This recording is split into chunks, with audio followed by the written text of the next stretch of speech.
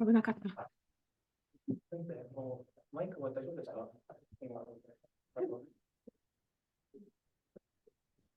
いやいや。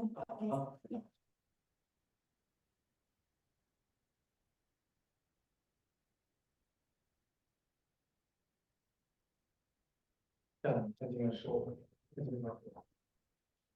So, hello everyone. Thank you so much for joining in person, but mostly on Zoom today because of the heavy rain outside. Welcome to this symposium about the conflicts of minerals in the Democratic Republic of Congo. This event is organized by Global Voices, a university student group that aims to shed light on perspectives and issues around the world that are not really bring about in the global north countries. So members come from very different backgrounds. Some are Japanese, some are not. I'm French, for example. And as today's event is on a sensitive topic, it's important to keep in mind that we'll not be talking about political opinion, but about political analysis. So please respect our speakers by addressing your questions in the Q&A at the end of the event. So speaking of the speakers, we're lucky to be here today with Professor Kazuyo Hanai-san, Project Assistant Professor at the Institute for Future Initiatives in the University of Tokyo, and representative of the NPO Rita Congo. Also here with Professor Toussaint Kefahire, visiting professor at Sophia University, and chair of the African Study Association in Africa, and also political scientist. So first, Professor Kefahire will explain the situation in the DRC and the conflict of minerals, and after, Professor Hanai will follow by talking about the roles of the Japanese civil society and how to support civil society in DRC. And after that, the lectures will both be followed by a discussion between Professor Toussaint and Professor Hanai, with Maxine over there as a moderator. So yes, thank you so much, guys. And we're going to have an introduction in Japanese from Sati on Zoom, please. はい、聞こえますか？聞こえます。はい、皆さん、こんにちは。ソフィアグローバルボイスズの福田幸と申します。本日はコンゴで今何が起こっているのか、コンゴ民主共和国の鉱物にまつわる紛争や市民社会の役割についてのシンポジウムにご参加いただきありがとうございます。当イベントは上智大学の有志の学生グループであるソフィアグローバルボイスズが、主催しています。私たちはグローバルノース、すなわち北側先進諸国ではあまり話題にされない世界の問題や焦点に光を当てた教育活動を行っています。本年6月に発足したばかりのグループで、本日は2回目のイベントですので、至らない点も多いかと思いますが、どうぞお付き合いいただけますと幸いです。本日のテーマは少し複雑で政治的なコンテクストも絡むものですが、特定の政治的な意見をお伝えするというよりは、政治的観点からの分析を含む、多角的な視点を皆様にご提供できればと考えています。本日のゲストは東京大学未来ビジョン研究センター特任講師で、特定非営利活動法人リタコンゴ代表理事の花井和代先生と失礼しました。上智大学エイズス会、翔平教授、アフリカ学会学会長で政治学者の、ツサン・カフェイリ先生です。まずはカフェイリ先生によるコンゴ民主共和国の情勢と、紛争鉱物問題、次に花井先生に日本の市民社会の役割とコンゴ民主共和国の市民社会をサポートする方法等についてお話しいただきます。その後、お二方のパネルディスカッションを行い、質疑応答を、いたします。また、最後になりますが、急なお声掛けにもかかわらず、出演をご快諾いただいた、花井先生、カエイレ先生、また、場所をご提供いただいた花井先生、およびに東京大学未来ビジョン研究センター様、およびスタッフの皆様に改めて感謝を申し上げます。合理的配慮が必要な方は遠慮なく会場スタッフおよびオンラインのチャットでお声掛けください。質問は、随時お手元の QR コードやチャットボックスに、これからお送りします質問フォームから受け付けます。日本語の同時通訳は同じくお手元の QR コードと、チャットボックスにお送りする Google ドキュメントから随時更新しますので、ご覧ください。本日の司会はグローバルボイスズメンバーのマキシンさんが務めます。それではどうぞよろしくお願いします。たくさんありがとうございました。それではよろしくお願いします。So I would like to begin by thanking you very much indeed for hosting this event and for inviting me to talk a little bit about the DRC, the geopolitics of minerals. I don't know, just for housekeeping matters, will we be doing translation? Should I be pausing like to give the chance? It's okay. Okay. Very good. Mine will be really, to give a broad overview. To give a broad overview of what is going on in the Congo, and to just put it in perspective, if you will. Okay. So I will look basically at three major periods of the Congo's history, like political history. One, it will be to look at the colonial period, okay, and to try to link the topic of interest to the colonization. The second point will be to look at what has happened in the Congo since 1960 until the early 90s. So that will be the period of independence and the Cold War. And then I will look basically after the Cold War was ended, what has happened the last 30 years of conflict. Okay, so quickly borrowing this, phrases from the U.S. State Department that is showing the big concern because last year we had a resumption of war in the Congo, Eastern Congo, basically. There is a movement called M23. So M23 it is called. Many people, when they refer to it, they say a rebel movement, rebel group. Okay. But what I like to say is that language matters. We should not be calling it a rebel group because it is really an aggression and invasion of Rwanda. So troops from Rwanda and Uganda coalescing and invading the Congo. So it is not a rebel group. It is an external invasion from Rwanda and Uganda. And I will show later on how this has been a pattern actually beginning of, let's say, the Rwandan genocide. What you have in front of you is simply the acknowledgement of the US government to say that most of these conflicts that have been taking place in Eastern Congo are very much and highly correlated with the minerals. So it is the minerals that is the major driver. Okay, you do have, especially in the social sciences, you cannot see that only one variable plays a role. You do have many other variables, okay? But at least for the sake of our presentation this evening, we are looking at the role, the major role that the wealth, the mineral wealth of the Congo has been playing in enticing people into conflict, wars, and so on and so forth. What we're seeing is really an emergence of a humanitarian crisis. Huge. Apparently, I think a few months ago, people were saying that Congo was the second largest, humanitarian crisis, like with IDPs in Africa after Sudan. But the latest statistics show that Congo has overtaken even Sudan. You have more than 7 million people who are being displaced from their homes, who are running for their lives, and who are living in very dire conditions in IDP camps.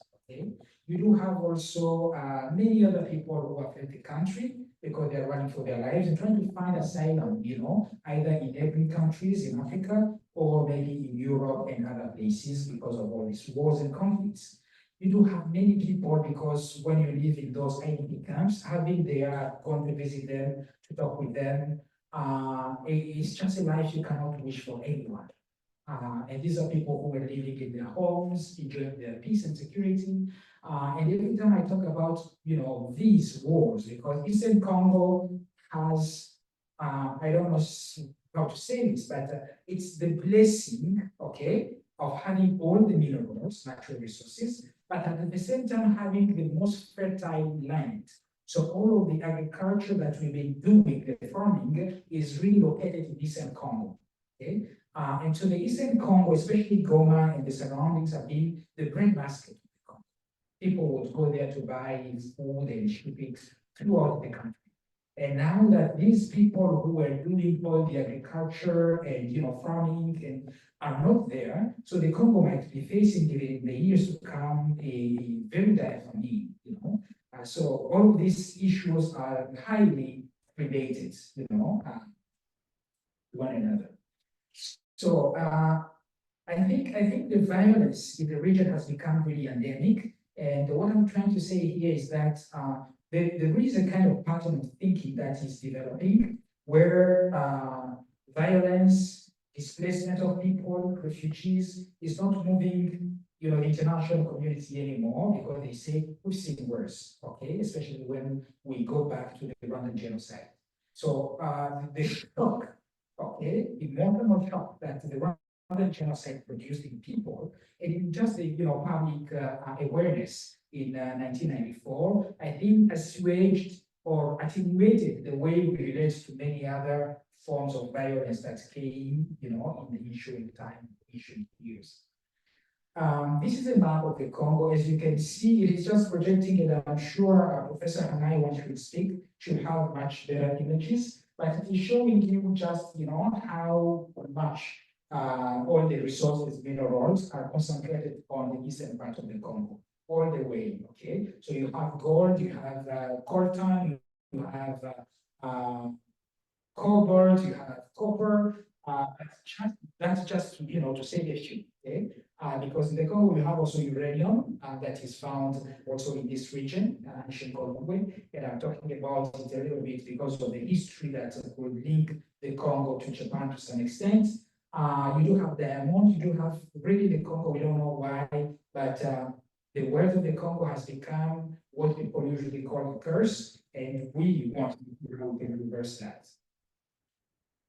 So, as I was saying, there is a pattern of regional violence that has been observed since the 1994, the 90s. I will still say a few words about that. I think when we talk about the geopolitics of minerals, here I simply want to tell you that after the Cold War, the major superpower in the world, which was the US, began to reshuffle almost all the cards. And the US came up with a strategic, national strategic plan, saying that never again the US should allow any other country in the world to challenge its supremacy, its power. Okay, and you know that the US has been really like I think French people used to call it even a hyperpower. So when you read some newspapers like Le Monde Diplomatique, they don't even talk about superpower, a hyperpower. So a global dominance. And during the 90s, actually, the US also started to reorganize, I would say, the leadership in Africa. Those leaders who served the US during the Cold War were becoming too old to understand all the changes, and they needed to be replaced. And the US was really looking for younger generation of African leaders with whom they could collaborate. And that is when you saw all the shock, the changes, and so on and so forth. Congo used to have Mobutu, who was a very close ally of the Americans. He was a CIA member, and he worked for the CIA for a period of time. But in the 90s, he was too old and too sick, so he got dumped. I've come across some classified documents from the US, okay, saying that the problem that the US had with the Congo back in the 90s, it was simply because they could not identify one person with whom to work. So finding a leader was becoming difficult. So what the US did was to find someone like Paul Kagame, who is the current president of Rwanda. And Paul Kagame has also a history. He has been in the military in Uganda. He had studied in the US, okay? So he's been a member of, supported really by the US Defense Forces. And when he seized power in 1994 in Rwanda, he became like the man, okay, with whom the US could collaborate within the region.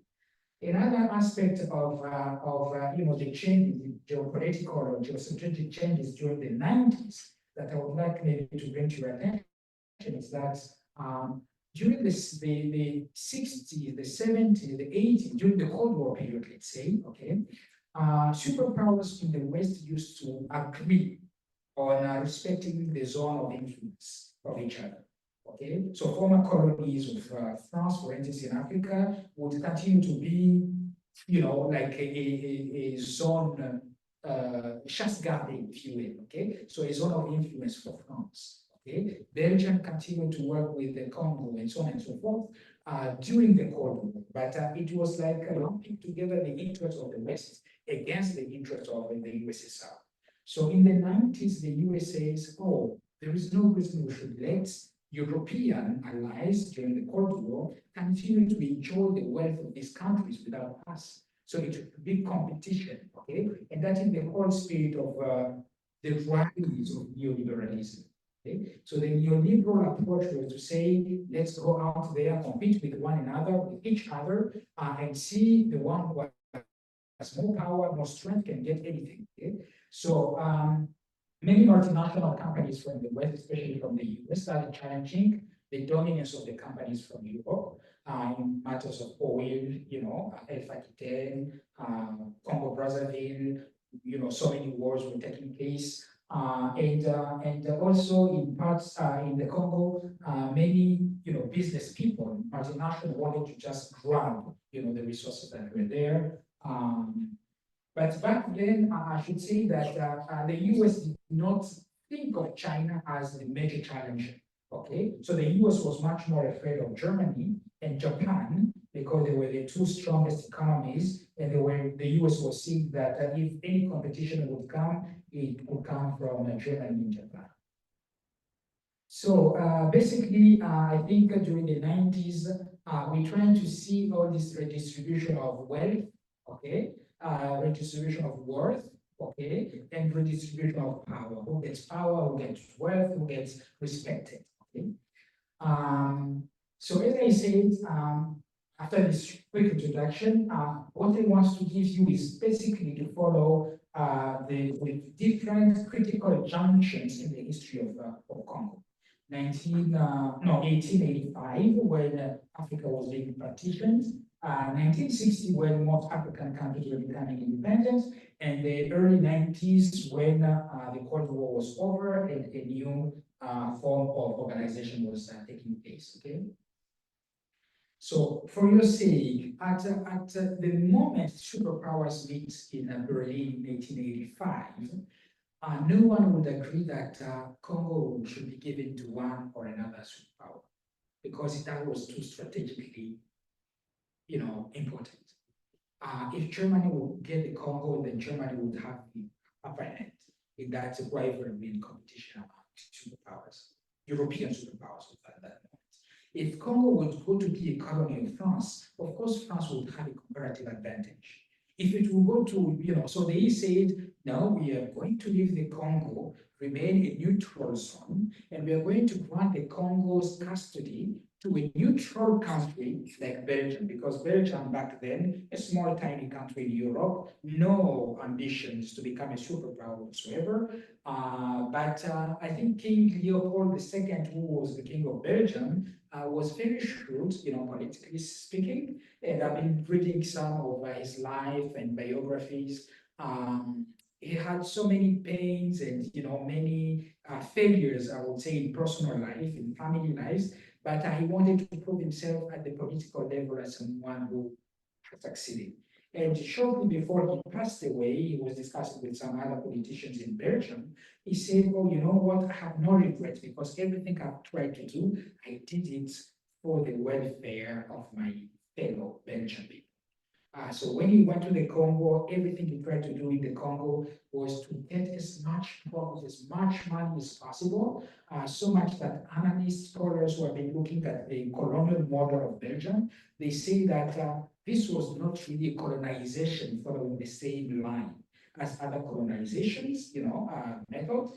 This was rather a business venture. So Congo was a business venture for King Leopold. But at the same time, the Congo Basin was open for trade to everyone, all the other superpowers. Okay, so I will pass that information just for the sake of time. I'm sure we'll have some good conversation later on. And I come to this moment of independence of Congo. So much has happened during the time that Congo was under the Belgian, colony. So much. Okay, I skipped those information. We can always come back to them. But around the 60s, many African countries are gaining independence. They are fighting to become sovereign nations. Okay? And the Congo suddenly had entered this competition for sovereignty and independence. In 1959, some Congolese leaders were invited to Belgium to have a conversation at what we usually call it la table ronde, like the round table, negotiating the date of independence and the conditions of independence and so on and so on. Shortly after that, discussion took place, the date was set. The king of Belgium realized that, oh my God, what mistake are we making here? Can we just let this country slip out of our hands because of all the investments and the business and the colonial business, many stakeholders were not only Belgian, they were French, they were British, they were Americans. The CIA director back then had a lot of investment into the mining business in the Congo. Okay, so all of them knew that if this country would become independent, then we're losing. We are losing our stakes. Okay, so in April 1960, so 2 months before the Congo's independence, the king of Belgium convened another meeting, another roundtable, not political this time, but economic roundtable. And they discussed how to continue beyond the independence, that would be something like a facade independence, how to continue exploiting the minerals from the Congo, okay? Even beyond independence. So the day of independence, that was June 30th, 1960, King Baudouin comes and he makes a very elaborate speech.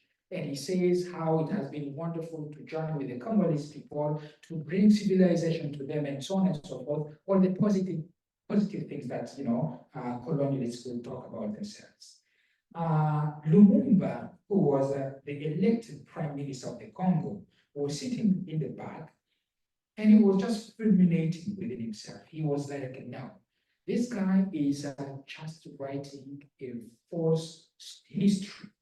Like whatever he's saying here is not what we as Congolese people experienced during the colonization. It was harsh, it was brutal, it was, when you look at how King Leopold was doing to just maximize profits, he would chop, he never set foot in the Congo, okay? But all his agents who were doing business, to get rubber, okay, to get the minerals, to get the ivory, because that was the commodity in the market back then. And remember, we are into the Industrial Revolution. So the auto industry, the cars and the tires and everything else. So he really wanted to profit from that business.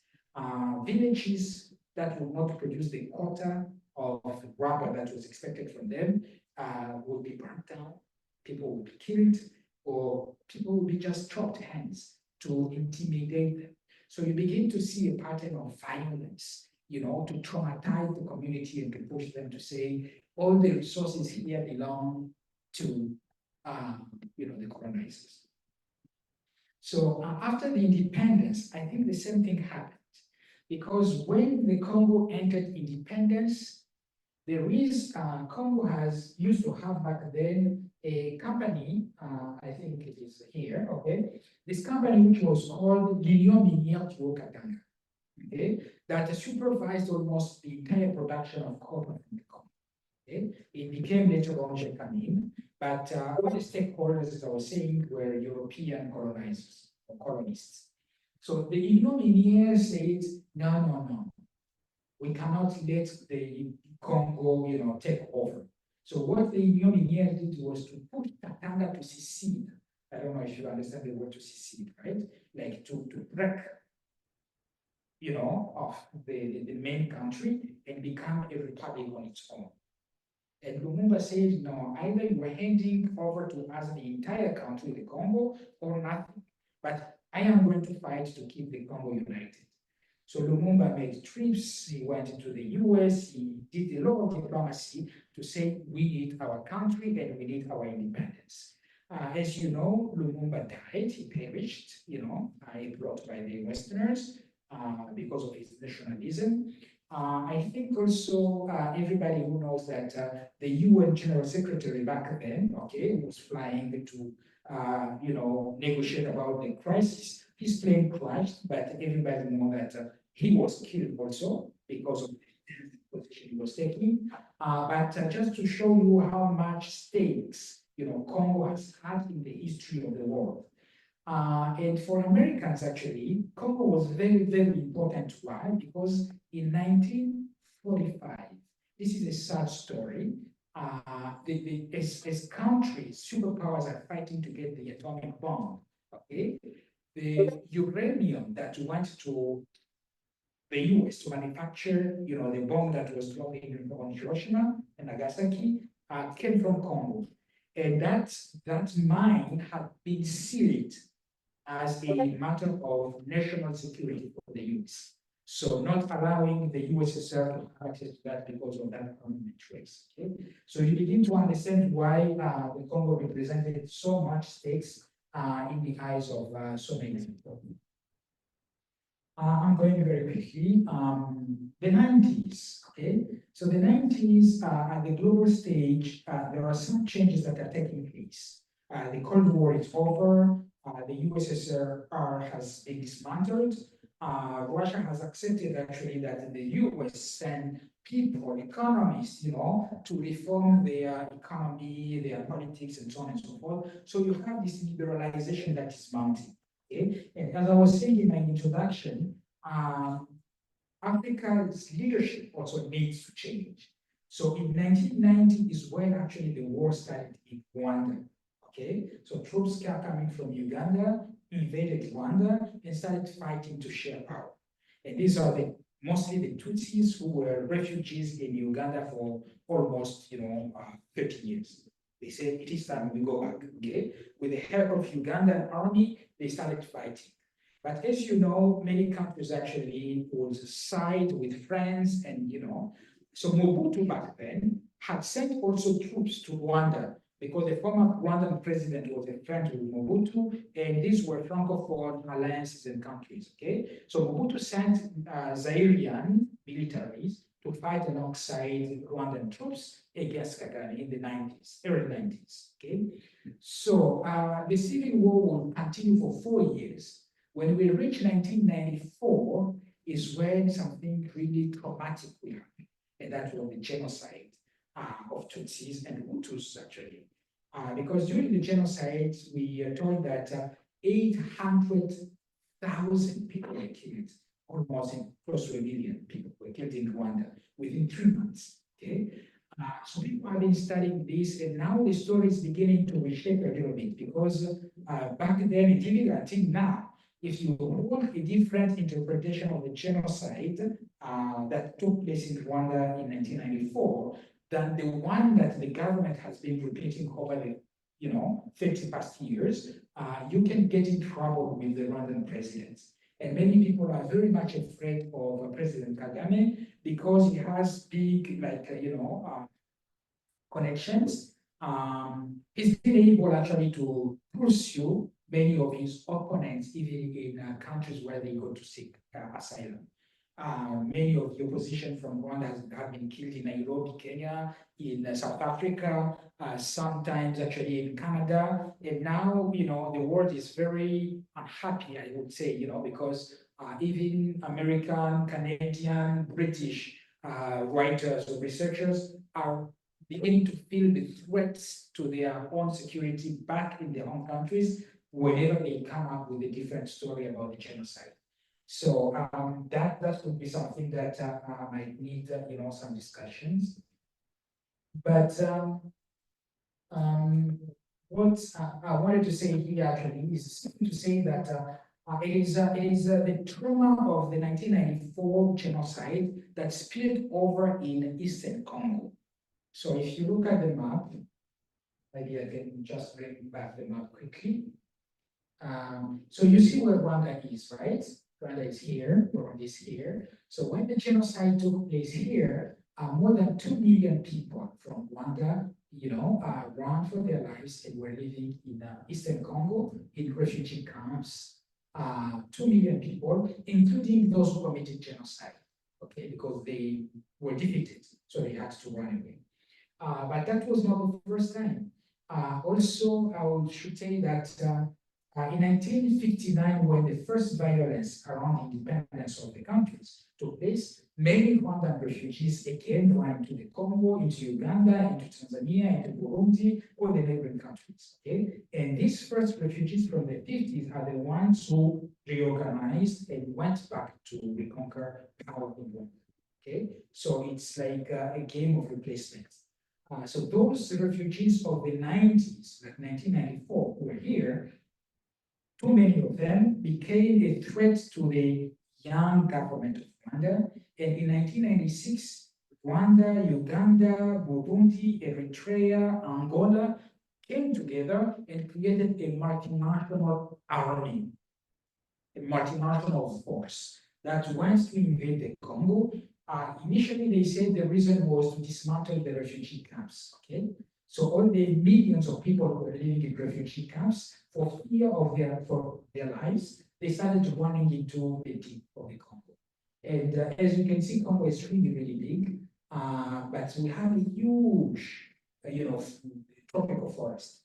So people were getting into the deep of the forest, not knowing where they're going, but some succeeded to cross to Congo Brazzaville, other to Central African Republic, running on foot, more than 2,000 kilometers. But of course, because they didn't have food, they didn't have all the protections, many of them died. And there are reports from the UN that show that while pursuing these refugees, more than 300,000 were killed, massacred in the bush. So some people call it a counter-genocide, but this is also something that upsets President Kagame very much whenever I talk about it. I thought that was just a detail which I wanted to bring to your attention. But as I was saying, it is important for you to understand that context before you can understand why the last 30 years of Congo have been very violent. 1994 genocide in Rwanda, 1996 invasion of the Congo by the multinational army, okay, from Rwanda, Burundi, Angola, Eritrea, and so on and so forth, to dismantle the refugee camp. But then when they arrive, they say, oh, but this country is completely rotten. The army is not there, so we can go all the way to Kinshasa and change the leadership. So they went to Kinshasa, toppled Mobutu, and before they knew it, the guy who used to be the spokesperson of the rebellion, Kabila, imposed himself as president. He took them by surprise, but that was not the plan. So Kabila realized that Rwanda had very big ambitions of running the entire Congo. He said, oh, you guys, you helped us to get rid of the dictator. You can now go back to your own country, and we are going to pay you for whatever services, military services you gave us. Rwandans, Ugandans, they said, fine. The moment they took the plane to go back to Kigali and Kampala, they came back to the Eastern Congo in 1998 and started another war. Okay, so when people are talking about the wars in Congo, they talk usually about two major wars. Okay, the one that started in 1996 and went until 1997, changing regime in Kinshasa, and the second one that started in 1998, and I think people will tell you it ended in 2003. But I think actually whatever we're still seeing today is part of this second war, because the group called itself in 1998 RCD, Rassemblement Démocratique, so Congolese gathering or Rassemblement for Democracy. Then in 2004, they created what they call CNDP. Okay, and they went to fight in Northern Kivu and Southern Kivu. In 2009, they became M23. So you understand that when I say M23 is not a rebel group, it is really the continuation of the Rwanda, Burundi, and Uganda coalition that wants to invade the Congo. Another aspect that I would like maybe to bring to your attention is to say, in the late 90s, President Museveni and President Kagame championed the idea that because the borders that we inherited from colonization were very much arbitrary or arbitrarily known, it was time to revisit them. Okay, so change the geography of countries. So the idea of chopping the Congo and making it, into smaller states has been hanging in the air for many, many years. Okay, I remember in 2011 or 12 there is one special envoy of the US, Peter Pham, who wrote an op-ed in the New York Times, and he was saying, "We have been trying to help the Congo, but we have failed. It's because the country is too big and ungovernable. If we really want to help the Congo, let us, drop it and make it into smaller states that are governable." Very fallacious, way of thinking, because I wrote a piece in response to Peter Pham back then. But what I want to say is that for many Westerners, what interests them is not really the Congolese people, it is the resources that they want to access within the Congo. Okay. So moving to 2012, the M23 came back with more grievances, but the UN and the international community that was also tired of them said, it is enough. Barack Obama was the president of the US. I think a phone call to Kigali and the war was over. So M23 people went to Uganda, crossed to Uganda, and stayed in Uganda for 10 years. It is only in 2022 that they came back, and all the violence that I mentioned at the beginning has started from this moment. So it is the Ugandan Rwandans, who are trying to continue controlling, the resources that we do. So I am very much aware of the time. You have my slides and all the information that it contains. I think I want simply to come maybe to the third part of this presentation and to say, how can we look at the future from now, from this information, from everything that we know? People have been producing books, reports by the UN. Professor Nai, who is here, is really like an expert in some of these things that are taking place related to the minerals, and I'm looking forward to listening to her presentation as well. But here I want simply to acknowledge your efforts, congratulate you, because as university students, it is really critical for you, for all of us, to continue searching the truth, looking for the truth. Okay, sometimes we go to the university and we don't even know what we're looking for. We go to study and we think acquiring knowledge is all that we need. But too much information sometimes is not even information if you don't know what to do with it. Okay? I think we have edulcorated the truth that in this time of neoliberalism, everyone has their own truth and everyone wants to believe in their own truth. And especially when it comes to politics, you don't even know what the truth is anymore. Okay? So what I want you to do is to say, every time you hear a story, every time you read a book, what kind of critical mindset you bring into that reading? The story that you've been told. What is it not telling you by occupying your mind? Okay.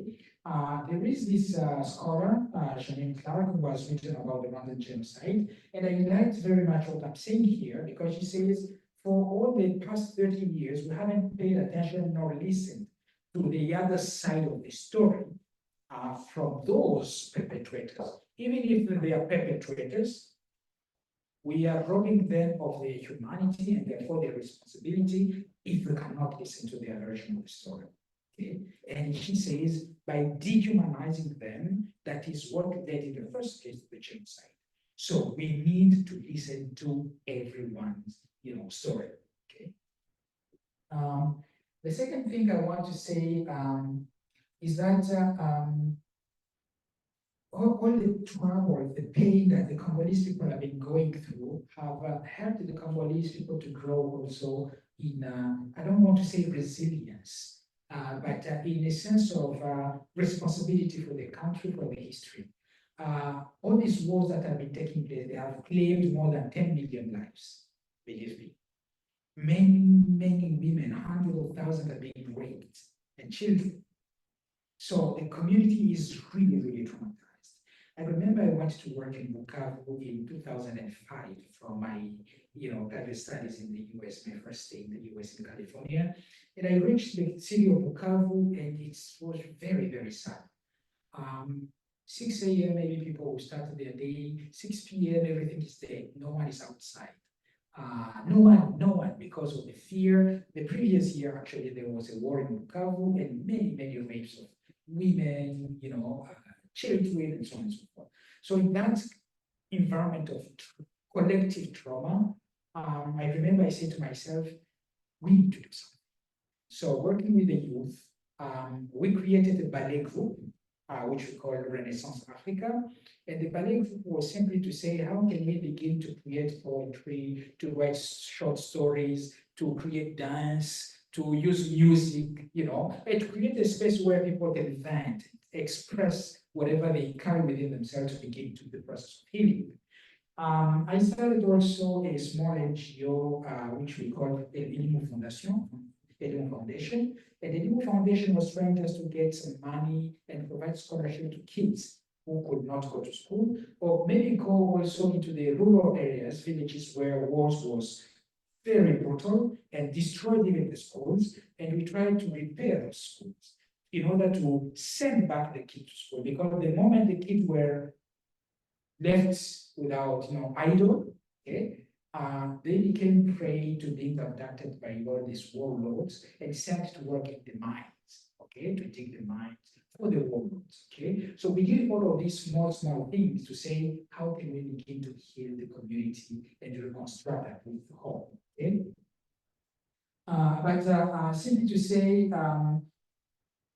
somehow, since this violence has been taking place in Africa, it creates a certain way of thinking about Africa, about Congo, and saying, oh, you know what, that place has always been desperate.